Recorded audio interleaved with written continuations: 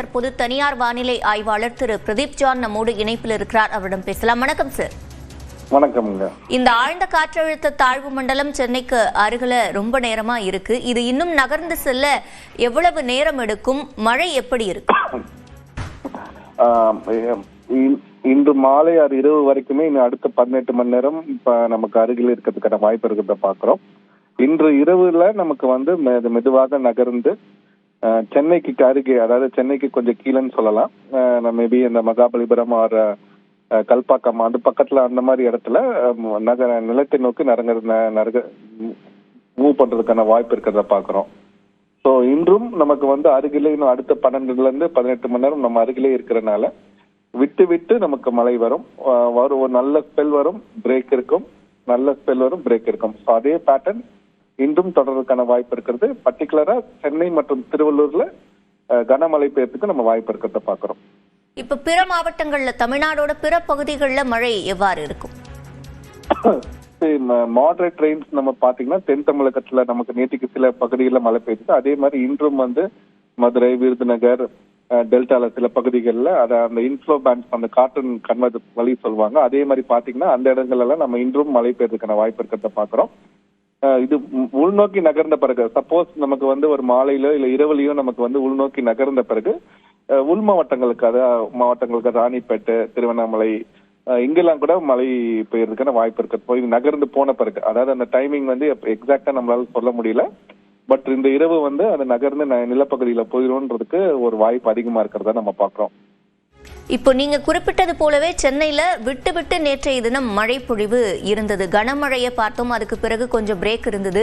இந்த மாதிரியான பேட்டர்ன் நேற்று இருந்ததை பார்க்க முடிந்தது. அந்த வகையில சென்னைக்கு நேற்றைய தினம் எந்த அளவுக்கு மழை பொழிவு கிடைத்திருக்கு? நம்ம ஒரு அதி கனமழையிலே நம்ம சொல்லலாம். கிட்டத்தட்ட சில பகுதியில வட சென்னை மற்றும் மத்திய சென்னை பகுதியில, கடலோர பகுதிகளில் நம்ம கிட்டத்தட்ட 200 மில்லிமீட்டருக்கு மேலே சில பகுதிகளில் நம்ம பதிவாயிருக்கிறத பாக்குறோம். மற்ற பகுதிகளில் இப்ப நுங்கம்பாக்கம் போன்ற பகுதிகளில் கிட்டத்தட்ட 170 மில்லிமீட்டர்ல இருந்து 200 மில்லிமீட்டர் வரைக்குமே நம்ம பதிவாயிருக்கிறத பாக்குறோம். ஸோ சென்னை முழுவதுமே நமக்கு கிட்டத்தட்ட 150 மில்லிமீட்டர்ல இருந்து 220 மில்லிமீட்டர் அந்த ரேஞ்சில நம்ம சொல்லலாம். ஸோ எல்லா இடங்கள்லயுமே கனமழை பெய்திருக்கு. சில இடங்கள்ல அதிகம், அதாவது 200 மில்லிமீட்டருக்கு மேல சில இடங்களே நம்ம பதிவாயிருக்கிறத பாக்குறோம். இன்று அதே மாதிரி இருக்குமா அப்படின்னா நமக்கு சொல்ல முடியல. பட் நம்ம பக்கத்துல இருக்கிற அந்த காற்று சுழற்சி அடுத்த 12 இருந்து 18 மணி நேரம் நமக்கு அருகிலே இருக்க போகிறது. ஆஸ் லாங் அஸ் நமக்கு சென்னையை விட்டு தாண்டி போகாத வரைக்குமே நமக்கு மழை இருக்கிறதுக்கான வாய்ப்பு இருக்குது. நம்ம சென்னையை விட்டு தாண்டி போயிட்டால் மழை குறைந்துவிடும். ஸோ சென்னை விட்டு தாண்டி போறதுக்கான வாய்ப்பு மிக குறைவாக இருக்கிறது. ஏன்னா அது கீழ் நோக்கி செல்கிறது. அதாவது சென்னைக்கு கீழே கரையை கடக்கிறதுக்கான வாய்ப்பு இருக்கிறத தான் பாக்குறோம். அதாவது நம்ம செங்கல்பட்டு டிஸ்ட்ரிக்ட்ல கரையை கடக்கிறத மாதிரி பாக்குறோம். கரையை கடக்கிற இடத்துல பெரிய மழை இருக்காது. அதே நேரத்துல கரையை கடக்கும் போது பயங்கரமான காற்றோ அந்த மாதிரி வீசுற அந்த மாதிரி பெரிய நிகழ்வுலாம் எதுவும் இருக்காது. காற்று கொஞ்சம் இருக்கும், பட் நாட் நம்ம த்ரெட்டனிங் அளவுக்கு எதுவுமே இருக்காது. ஸோ மழையானது நமக்கு சென்னை மற்றும் திருவள்ளூர்ல நல்ல மழை பெய்யறதுக்கான வாய்ப்பு இருக்கு. உள்நோக்கி நகரும் போது காஞ்சிபுரம்லாம் கூட நேற்றுக்கு மாநகரத்துக்கு பெரிய மழை, கனமழை இல்லை, அதிகனமழை இல்லை நேற்றுக்கு. இன்றுலாம் அவங்களுக்கும் மழை பெய்யறதுக்கான வாய்ப்பு இருக்கிறத பாக்குறோம். நம்ம வடகிழக்கு பருவமழை தொடங்கிய போது பிற மாவட்டங்கள்ல மழை பொழிவு இருந்தாலும் கூட சென்னைக்கு குறைவான அளவுல தான் இருந்தது. இப்போ அதை சமப்படுத்தும் நிலையில அதிக மழை பெய்திருக்கு அப்படின்னு பாக்கலாமா? நமக்கு சராசரியா பாத்தீங்கன்னா நமக்கு 3 மாதங்கள்ல, அது அக்டோபர், நவம்பர், டிசம்பர் மாதங்கள்ல சென்னை போன்ற இடங்களுக்கு, நமக்கு சென்னைக்குன்னு எடுத்துக்கிட்டீங்கன்னா கிட்டத்தட்ட 850 மில்லிமீட்டர், 850 மில்லிமீட்டர் மழை நமக்கு சராசரியா பெய்ய வேண்டியது இருக்கிறது. நமக்கு நேற்று காலை வரைக்குமே பாத்தீங்கன்னா கிட்டத்தட்ட ஒரு 400 மில்லிமீட்டருக்கு கிட்ட நமக்கு மழை கிடைச்சிருந்ததை பார்த்தோம்.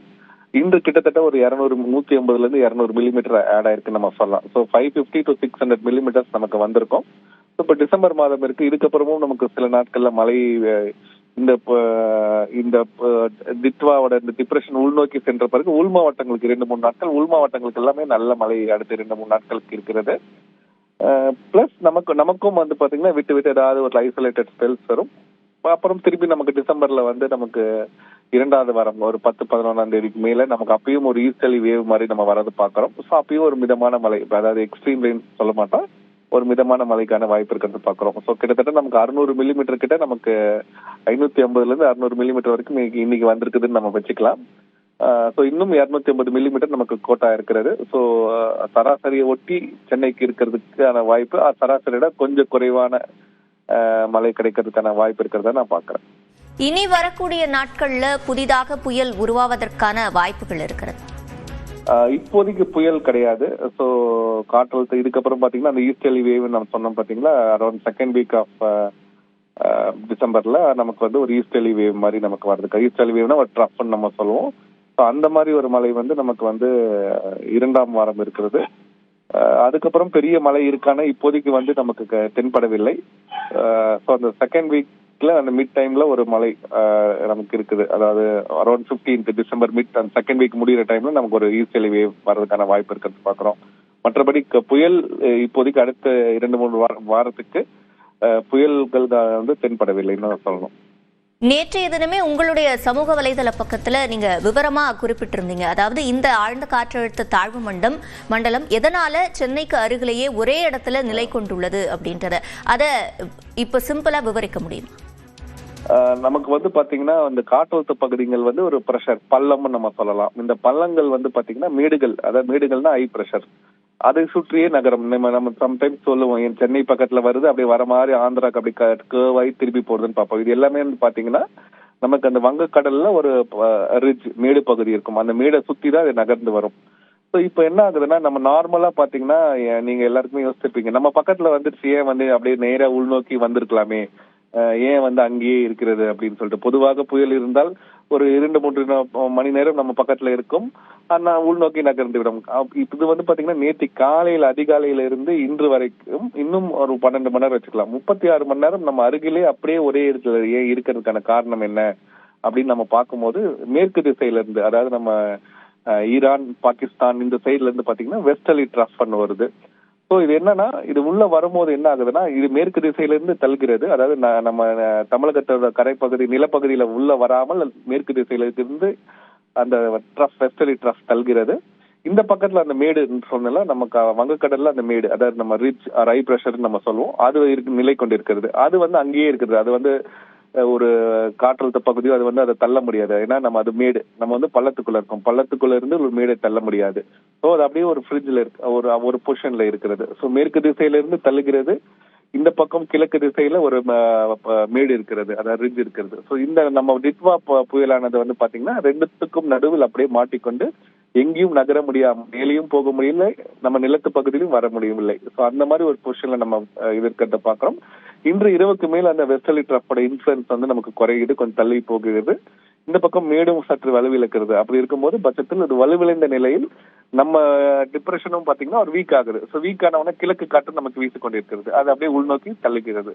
இது மேலும் வலுவிலிருந்து அப்படியே உள்நோக்கி சென்று நமக்கு உள் மாவட்டங்களுக்கும் அடுத்த சில நாட்களுக்கு மழை கொடுக்கறதுக்கான வாய்ப்பு இருக்கிறத பாக்குறோம். இது எப்போ வலுவிழக்கும்? இன்று இரவே நமக்கு இப்ப போக போக நமக்கு வலுவிழந்து விடும்.